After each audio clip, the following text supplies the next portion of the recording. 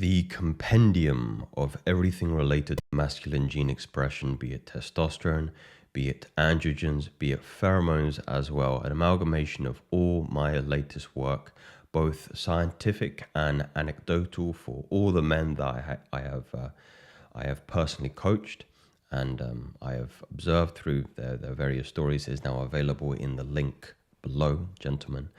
But I don't want to talk about that. I want to talk about something that perhaps puts me in a light that is a little bit more vulnerable. And I had a story that I wanted to share with you, two stories I wanted to share with you, both my own and the individual here, who begins his, or the title of his story is, "I thought you were all idiots. I thought you were all idiots." So when this individual stumbled upon the subreddit of SR, they genuinely thought everybody here was exaggerating or was even delusional in their disposition towards this particular practice. It sounded ridiculous. I didn't believe any of it could be true, and I dismissed the whole idea as nonsense. Honestly, I thought all of you were idiots. Then life threw me a curveball. I suffered an injury that, oddly enough, forced me to stop masturbating, and that's when everything changed. And the reason why this speaks to me so personally is because some of you may have heard me reference the story before, but I was in a not too dissimilar situation. It is quite scary and fortuitous how this particular individual colors his journey and exploration of the subject of sexual abstinence in the same way I did. So when I was around 21 or 22, this is back in 2018, I believe, I was spiked by my dealer. I was smoking a lot of cannabis back then. And they gave me something called prison spice or street cannabis. And essentially this induced what is called in the medical healthcare system as a first episode psychosis. It's actually closer to a hallucinogen, and I went insane, for lack of a better word, for a couple of days. When I start to recall, or even try to recall, some of the memories that I had back then in that experience, I get these massive blank patches. I remember I was arrested in my university library because I was screaming and I was naked, apparently beating my chest. I remember going to prison, or prison like a holding prison, because I was I was naked. I was arrested for indecent exposure, which again I was causing quite a scene, to be completely transparent with yourself. And then they realized upon upon taking me to prison that the consequences of my action weren't consciously made; they were drug induced. So after realizing that, they moved me to a mental health care hospital down in the south coast of England. And what was really interesting reading the report, so I got the report because, again, I don't remember much, is they didn't have any beds at the time at the hospital. So they had to put me in isolation, which is basically a room with one door that is locked and a screening window on the opposite side with blinds, so they could kind of see in, but I couldn't see out. And I do remember small flashes of that particular experience for myself, whereby, again, I was beating my hands against, or fists against the door, trying to get out. Sometimes people ask me about this scar here, but I got this scar because I was smashing my head against the door trying to get out, and I kind of split my skull and slightly fractured my skull. Like the most atrocious things that I heard, and I remember going to the toilet all over myself, defecating all over myself, vomiting. It was easily the hardest and most difficult period of my life, trying to sweat out this drug. It's a very serious problem here in this country. I'm not sure about, if you've even heard of this particular drug, but it's a synthetic form of cannabis. Street names: bird killer, zombie. It kills people, if you overdose on it. It's very, very, very dangerous. And I was lucky enough to survive that particular spiking. They had to move me because again I was violent as well to staff. I actually read in the report that I broke one of the nurses' jaws who was trying to restrain me. I was on again isolation 4-1. I remember a distinct memory where one person had hold of my left arm, another person had hold of my right hand, another person had my right leg, another person had my left leg, and being sedated fundamentally because I was completely erratic and violent as a consequence of this drug, this drug induced experience. They then had to move me to a place up the country, which was about, I think it was like 5 or 6 hours drives. I believe the town was Bradford because they had more staff and more facilities that were better able to support me with my particular condition. I was then put on what is called a Section 2 under the Mental Health Care Act, which essentially means that I'm a danger to myself and a danger to the public, and therefore they have to isolate me for 28 days or up to 28 days and with treatment, so with drugs, to essentially treat the problem fundamentally. And I remember my consciousness came back, my awareness kind of came back maybe a week after. And I started to realize, I'm sitting down and breaking bread with paranoid schizophrenics and people with bipolar disorder and people who are very, very mentally sick. I remember being assaulted numerous times. There was one individual who I believe was a paranoid schizophrenic, and he was younger than me at the time. I think he was like 19, big, tall, ginger kid. And I remember you could look in his eyes and you just knew matey boy was not there at all. He choked me a number of times, and then they had to move him because again he was assaulting other patients, not just myself. And the reason I'm telling you the story is not too dissimilar from this individual story that I'm sharing with you.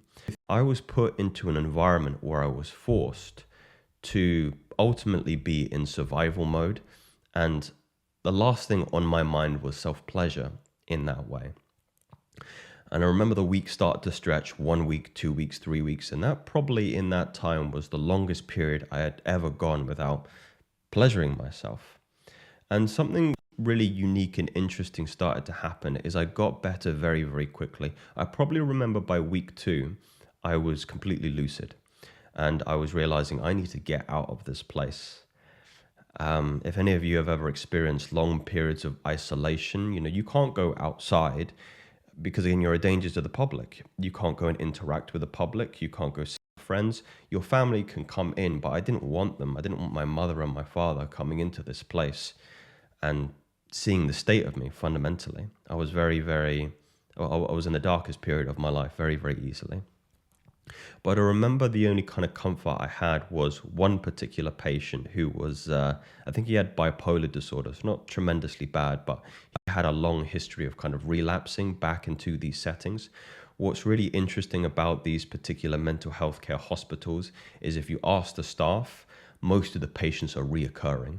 So they'll go, after a Section 2, let's say they're coming to the end of their detention, they'll go, yeah, you'll be back.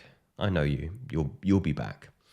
And I remember conversing with some of the staff, and there was one particular lady who was very, very helpful and compassionate, and made my time in there a lot more tolerable. Let's say, who said to me, "Look," and again, this was like 3 weeks after my particular detention.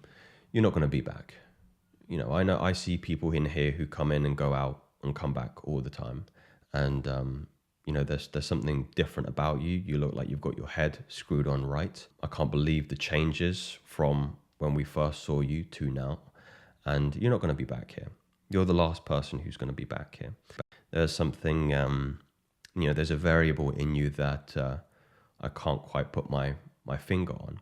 And you're also talking about environments where you have more time than most people are useful.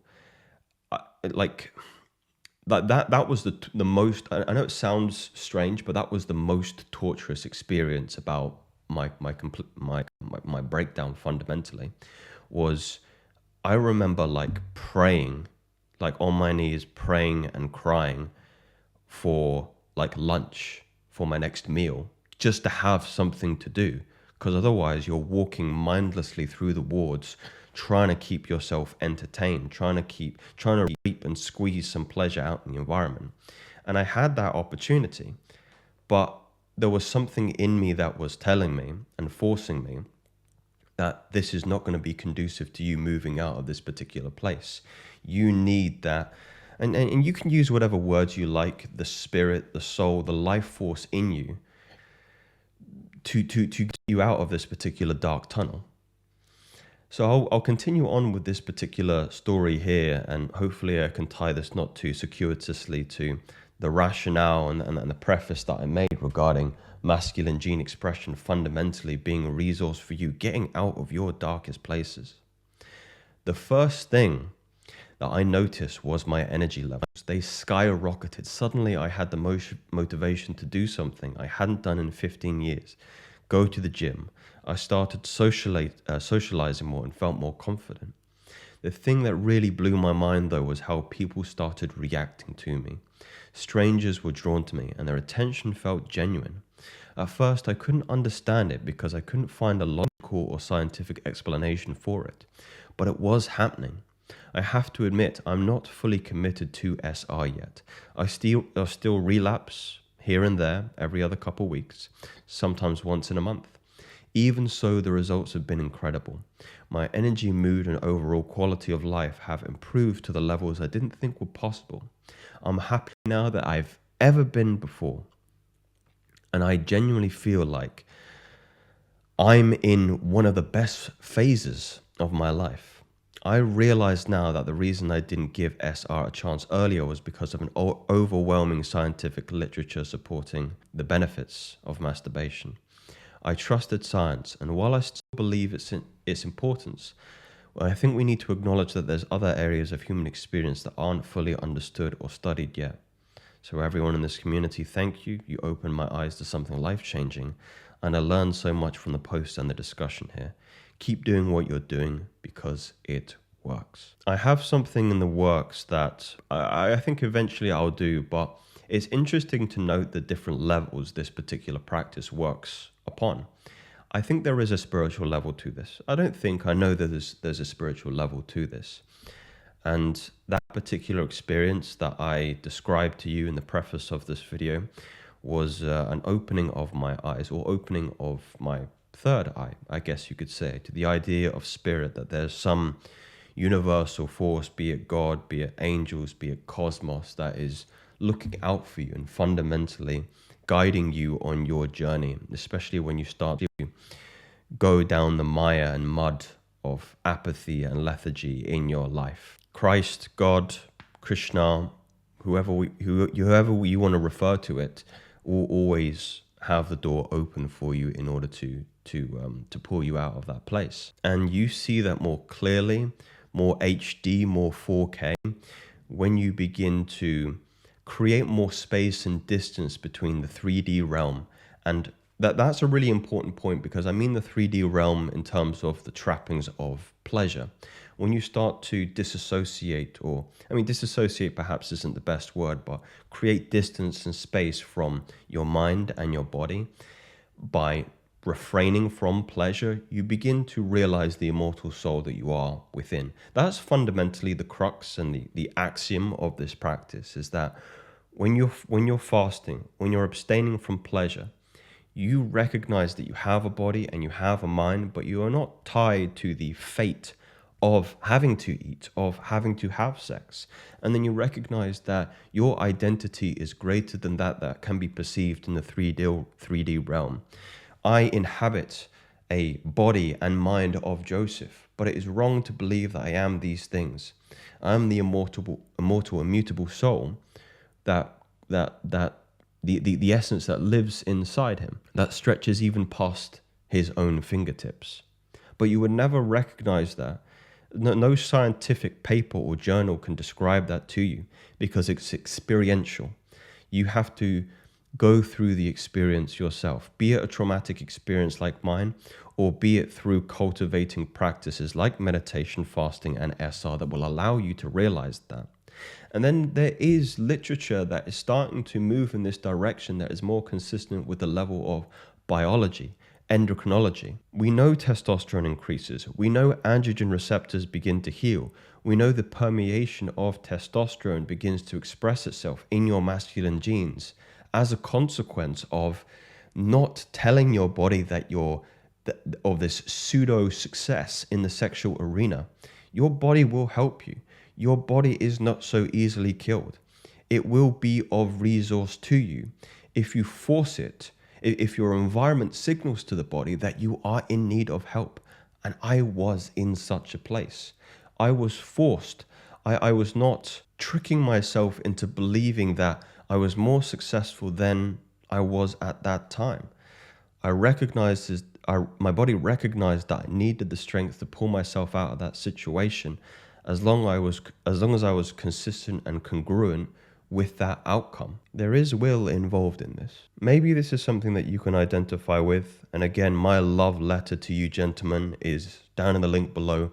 Masculine gene expression, everything that you need, not just SR, that is going to be a system, a vehicle that you can drive to expressing your genes to the maximum capabilities, not just superficially, but temperamentally, not just in the gym, but in business, in with women, in with actualizing the spirit and realizing God within you. These are not theories, gentlemen. These are facts. Speak soon.